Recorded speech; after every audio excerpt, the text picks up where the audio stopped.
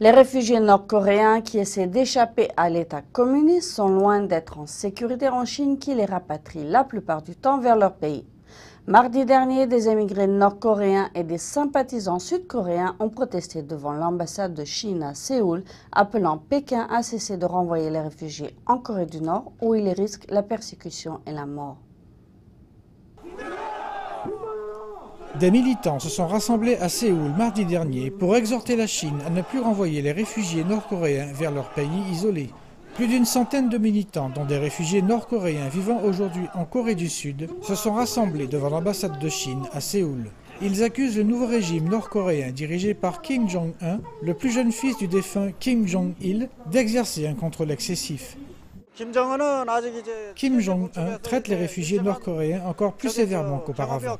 Il ne veut pas risquer que le monde extérieur connaisse la vérité sur ce qui se passe dans l'État communiste. Kim Jong-un n'a pas assez d'expérience du système politique. Sa première tâche est de contrôler l'intérieur de la Corée du Nord. Leur première mission est d'arrêter les réfugiés nord-coréens qui veulent s'échapper du pays. La Corée du Nord concentre ses efforts pour les empêcher de s'enfuir et contrôler l'intérieur du pays. Dans la même journée, le gouvernement sud-coréen a également appelé la Chine à arrêter de rapatrier les émigrés. Ils ne devraient pas être renvoyés de force en Corée du Nord. Nous l'avons fait comprendre à la Chine. Ils doivent être traités d'un point de vue humanitaire. En Chine, ceux qui ont échappé à la pauvreté du Nord doivent éviter les autorités chinoises et le réseau d'information des agents nord-coréens. Des centaines de réfugiés en Chine sont rapatriés chaque année et souvent condamnés au camp de travail et à la famine.